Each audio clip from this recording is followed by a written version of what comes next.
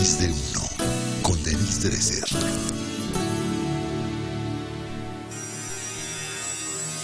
Vivir en México en estos tiempos es como vivir en Oligopolilandia. Cuando aterrizamos en los aeropuertos nos vemos asediados por el monopolio de los maleteros. Cuando tomamos taxis ahí, solo podemos usar los servicios de una compañía. Cuando cargamos gasolina, nada más lo podemos hacer en Pemex. Comemos tortillas vendidas por un grupo pequeño de distribuidores y al hablar por teléfono pagamos entre las tarifas más caras del mundo.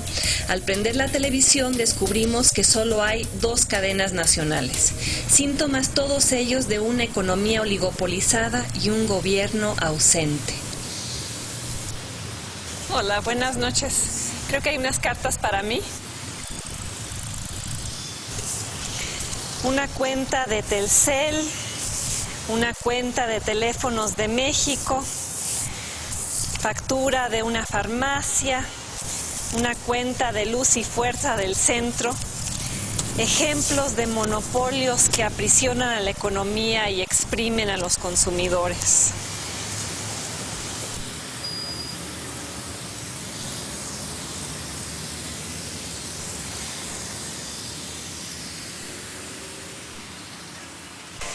Eduardo Pérez Mota, presidente de la Comisión Federal de Competencia, aquí en uno de los edificios más bellos de México, el de Correos, un sector al que le hace falta la competencia.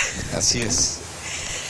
Tú estás a cargo de quizá un ámbito crucial para la vida de México, ¿no crees? Y un ámbito que muchos mexicanos no conocen, que es el de la competencia económica. Tú lo que haces es tratar de obligar a que haya más competencia en una economía muy aletargada, dominada por monopolios, por oligopolios, por prácticas anticompetitivas, de empresas que son muy rapaces con los consumidores. Cuéntame un poco de tu lucha. Bueno, mira, yo de entrada te digo que México es considerado por muchos analistas y muchos mexicanos como un país que no está creciendo, como un país que está letargado, como tú dices, como un país que tiene retos enormes porque tenemos que generar empleos para muchísimos mexicanos en los próximos años. Tú siempre lo recuerdas, que hay 4 o 5 sectores monopolizados u oligopolizados, muy concentrados, que son cuellos de botella para el desarrollo de México: telecomunicaciones, infraestructura, servicios financieros, energía. Así es. ¿Cuál me falta? Bueno, transporte. El gobierno da concesiones a los particulares, en muchos casos, para operar esos servicios. Y los regula. Y los regula. Además. Y ha sido en gran medida la responsabilidad del gobierno que nos enfrentamos a esta situación, ya sea por lo que hace el gobierno o por lo que deja de hacer. Así es. Yo creo que es un problema histórico, la falta de una mayor disciplina y una mejor regulación a todas las empresas que están en estos sectores, para asegurar que todos los otros mexicanos que dependemos de estos sectores podamos ser más productivos. Ahora, dices la falta de disciplina del gobierno, pero ¿a qué se ha debido en realidad? Mira, ¿por qué tenemos un gobierno que se rehúsa tanto a operar como tal, o sea, actuar en nombre del interés público? Somos un país en el cual ser consumidor es ser hombre o mujer invisible. Es cierto, y yo lo vivo también como consumidor todos los días, y eso es muy lamentable.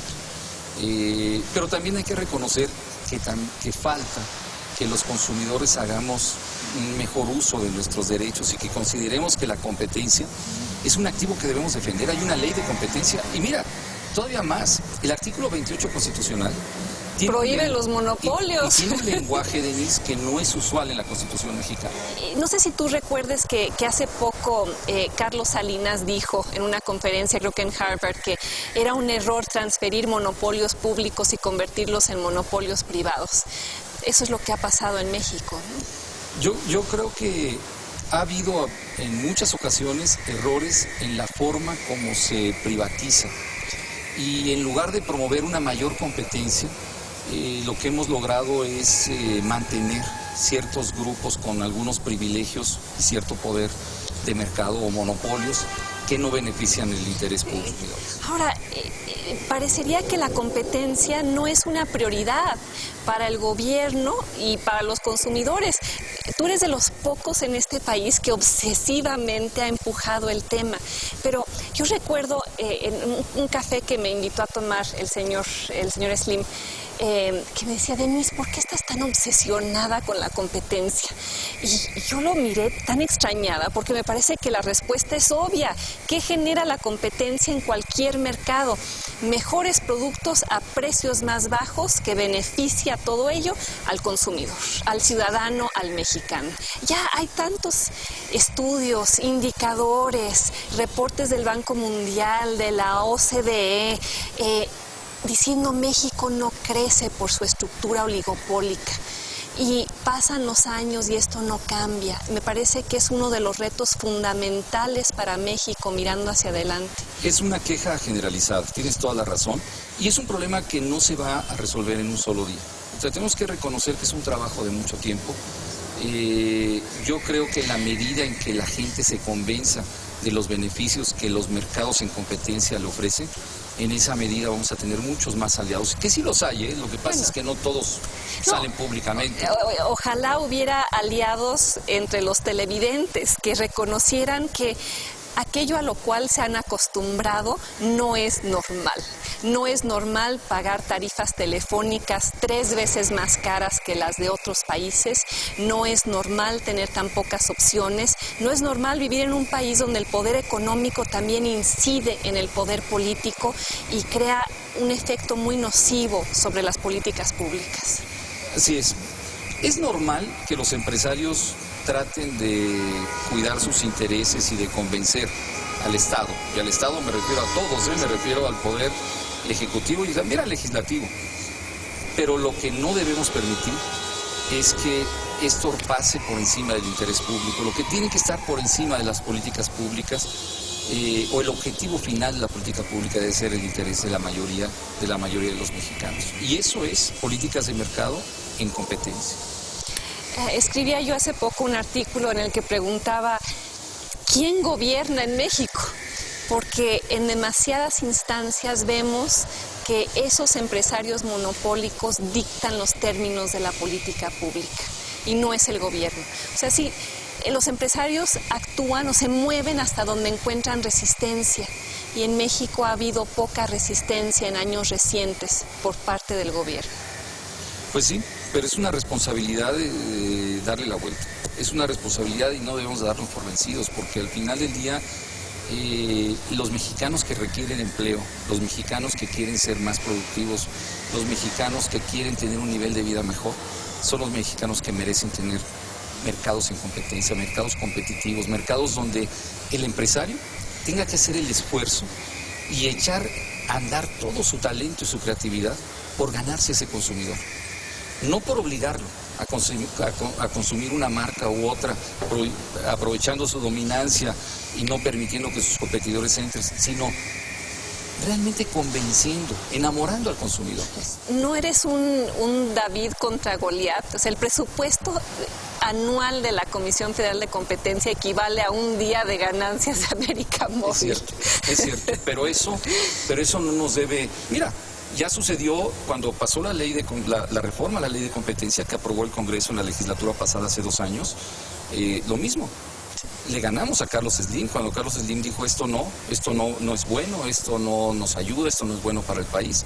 Y finalmente los legisladores entendieron los argumentos de la comisión y estuvieron dispuestos a reformar la ley. Claro, esa fue una victoria, pero ha habido otras derrotas. El intento por incrementar las multas que le impone la comisión a las empresas cuando incurren en prácticas monopólicas. ¿Qué hacen los legisladores? Intentar reducir las multas porque ahí están las empresas cabildeando. Así es. Y obstaculizando la competencia, obstaculizando el crecimiento, siendo un lastre para México y imponiéndole a los consumidores un fardo muy pesado. Y no las puede uno ganar todas, ¿eh? Nosotros, estuvimos juntos, ¿te acuerdas? En aquella pelea contra la ley de radio y televisión. Creo que se ganó en buena medida, parcialmente, Y hay que seguir peleando. Esas empresas van a continuar en ese mercado, claro, pero que la cancha sea pareja. Y que el gobierno empiece a actuar en nombre del interés público, que empiece a regular para que haya una competencia real en un terreno nivelado de juego. Yo creo que esa es la exigencia a Felipe Calderón, al secretario de Comunicaciones, Luis Telles, a la COFETEL, esa COFETEL que muchos dicen está capturada por los intereses que regula. O sea, México necesita también un cambio institucional, no solo es un cambio en la actitud de los monopolistas, ¿no? Es que necesitamos, en ese cambio institucional, necesitamos que haya reguladores que seamos independientes. Necesitamos ser árbitros. O sea, el árbitro en un partido de fútbol no juega para el público, juega para asegurar que las leyes se cumplan, las reglas se cumplan. ¿Y qué le dirías a los mexicanos, a los ciudadanos, a los consumidores que te están viendo?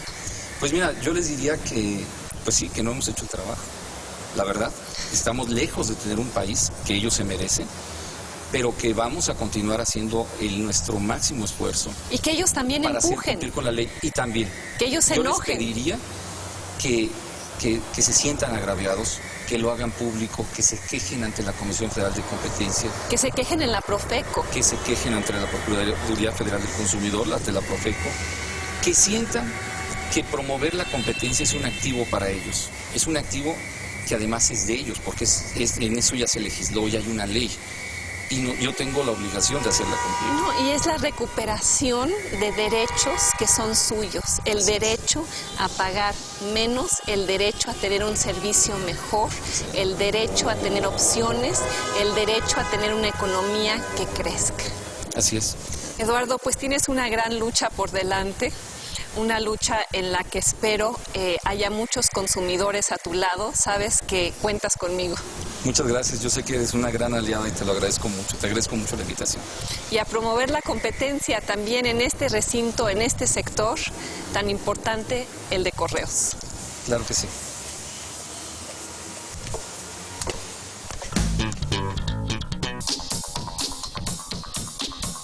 Los consumidores de México se han vuelto piezas en el tablero de un juego perverso, el juego de Oligopolilandia. Buenas noches, mis invitados. Sergio Aguayo, profesor, investigador del Colegio de México, activista, ciudadano en defensa de las mejores causas. Qué gusto tenerte aquí, Sergio. Gracias. De las causas perdidas. De las buenas causas del país. Y Adriana Labardini, fundadora de una ONG, de una organización en defensa de los derechos de los consumidores, es esos mexicanos sin voz, sin poder, expoliados de manera cotidiana por las grandes empresas de México que nos cobran de más, que nos ofrecen malos servicios, que nos tienen cautivos. Y por eso este juego se llama Oligopolilandia y retrata fielmente al país. Ahí están Telmex, Pemex, la Comisión Federal de Electricidad, Telcel, Televisa, TV Azteca. Y bueno, ¿qué dicen ustedes al respecto? ¿Cómo es la vida de un consumidor mexicano? Es miserable, es incorporar el litigio a la vida diaria porque si uno quiere defender sus derechos en este país hay que litigar, pelear, indignarse constantemente, o más bien, tal vez no indignarse, acostumbrarse a resistir el asedio permanente que nos llega por todos lados. Un ejemplo. Bancomer. Compro un departamento, me imponen, firmo a tasa de interés absurda, me imponen un seguro en caso de siniestro. Y tiene que ser un seguro que exactamente, que el propio banco te da. Van 8 meses de litigio con Bancomer porque están empeñados en que pague un seguro que me cuesta el doble de lo que me cobrarían otro seguro. Y la Conducef, esa entelequia de institución, no me ha podido responder Tú has escrito muchos artículos sobre tus pleitos con Teléfonos de México, por los sobrecargos, por el hecho de que no puedes cancelar tu contrato, por las tarifas que pagas. Y bueno, tú lo sabes muy bien, Adriana, tú has llevado juicios contra Teléfonos de México por sus prácticas rapaces. Así es. Juicios ante el Poder Judicial no, pero sí quejas ante la Procuraduría Federal del Consumidor, con resultados muy interesantes. Quejas por cobros indebidos que nunca esperarían que un consumidor reclamara, y que en eso se basa esa práctica abusiva. Si 99... O sea, nos expolian porque nos dejamos. Claro, porque es rentable. Porque hay demasiados mexicanos acostumbrados a que así son las cosas en este país, sin entender que no tendrían por qué ser así, y que has fundado esta organización precisamente para que los consumidores entiendan sus derechos. Así es, y esa es la buena noticia, que a pesar del viacrucis que es, de que las leyes están diseñadas no para proteger al interés público, de que no se aplican, si es que las hay. ¿A quiénes protegen esas leyes? A los fuertes. ¿Quiénes son los fuertes? ¿Los que están sobre este tablero? Aquí hay varios, ¿verdad? ¿Estarán bien los dados? ¿No estarán? ¿Cargados? Primer problema, ¿no? Las reglas del juego no siempre tienen un piso parejo, y entonces no pueden competir cuando hay competencia, ¿verdad? O sea, lo que demuestra este tablero es una economía concentrada donde hay muy poca competencia, y por ello las empresas en este tablero básicamente hacen lo que se les da la gana con los consumidores. Así es, porque reina la impunidad, y la impunidad puede ser muy rentable para el poderoso y terriblemente deteriorante para una sociedad y para sus individuos. No somos una economía de mercado, somos una economía controlada en lo esencial por un pequeño grupo de empresas. Es una economía distorsionada, gangsteril en cierto sentido en sus reglas. Lo hemos escrito, creo que ambos, el capitalismo de cuates, ¿no? Así lo denominaba el Premio Nobel de Economía Joseph Stiglitz, ¿no? Crony capitalism, capitalismo de cómplices, de secuaces, donde hay una colusión entre los grandes empresarios y el gobierno que tendría que regularlos, pero no lo hace. Sí, mira, yo tengo una enorme curiosidad por leer el nuevo libro de Carlos Salinas, porque ya sabemos por los adelantos que condena al neopopulismo, al populismo y al neoliberalismo, y sin embargo, cuando él fue presidente es cuando se dispara el número de multimillonarios, porque pasa de uno, solo había una familia multimillonaria, los Garzazada, en 1988, de acuerdo a Forbes. Cuando Carlos Salinas deja la presidencia, había 24. Y en gran medida gracias a el hecho de que se privatizaron empresas públicas que simplemente se convirtieron en monopolios privados. Algo que él critica en el libro, pero que él instigó. Sí, al igual que en la ex Unión Soviética y otros países que transitaron a la economía de mercado del autoritarismo o el totalitarismo, que sirvieron para un saqueo desenfrenado, que se caracteriza por este capitalismo de cuates o gangsteril, en el cual los gobernantes se alían con los empresarios a costa de los consumidores y de los ciudadanos. Y eso ha llevado a una transferencia masiva de riqueza por parte de los ciudadanos de México a los bolsillos de muchas de las empresas que están en este tablero. Alguien siempre tiene que pagar las cuentas, alguien tiene que pagar las facturas. ¿Cómo podemos crear un multimillonario así? ¿Cómo podemos privilegiar a líderes sindicales, monopolios también estatales? ¿De dónde sale ese dinero? Pues de nosotros. Los consumidores. Pero ¿sabes por qué, Denise?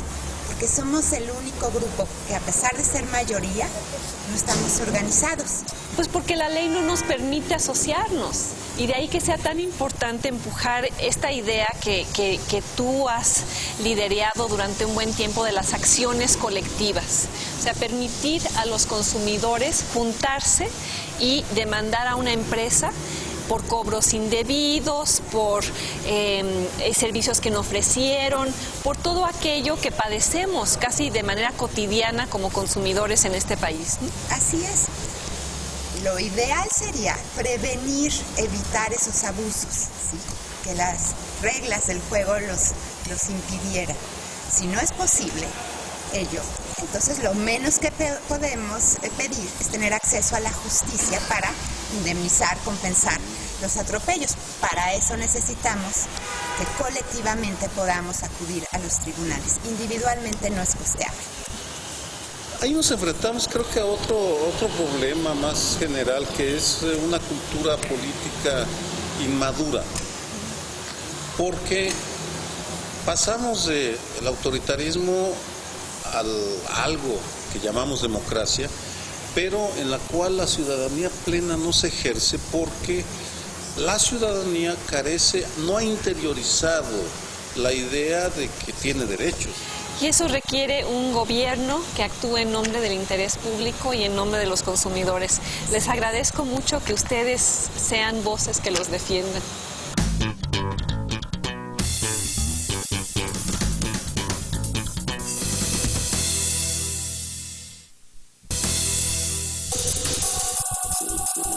Y aquí los testimonios de consumidores mexicanos, personas cansadas de tantos abusos, personas como ustedes y como yo.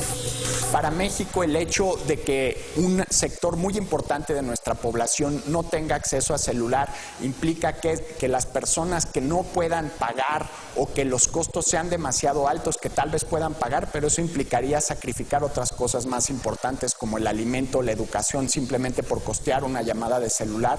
Es gente que difícilmente va a poder salir de la pobreza. Bueno, ser consumidor en México es complicado porque no tenemos muchos derechos, no tenemos garantías. Generalmente cuando tenemos un mal servicio no hay quien nos apoye, ¿no? Yo he tenido malas experiencias, así que es como una jungla, ¿no? Porque de repente adquieres algo que te lo prometen muy bonito, te lo venden muy lindo, lo compras, no sirve y bueno, te fregaste, como decimos, ¿no? Y es la verdad. Y gastas de más y pierdes dinero y haces corajes y te la vives mal. No tenemos, la verdad, garantías como consumidores. Es terrible ser consumidor. No tenemos apoyos.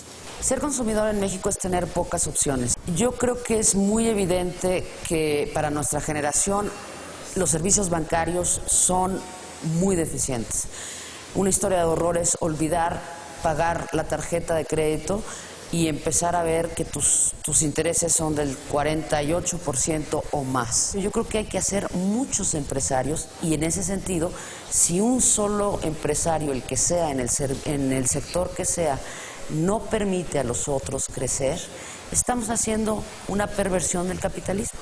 El servicio celular de muchos capitalinos fue suspendido arbitrariamente por la empresa. La empresa dice que la culpa es de los consumidores. La empresa, bueno, repite esto, son ustedes culpables, y la autoridad le pone una multa simbólica que al final un juez ampara a esta empresa y queda en nada. Los mexicanos deberíamos pensar en que si el gobierno no está haciendo su tarea, nos debemos unir en asociaciones de consumidores y unirnos contra ellos, porque somos muchos más y creo que sí tenemos mucho poder.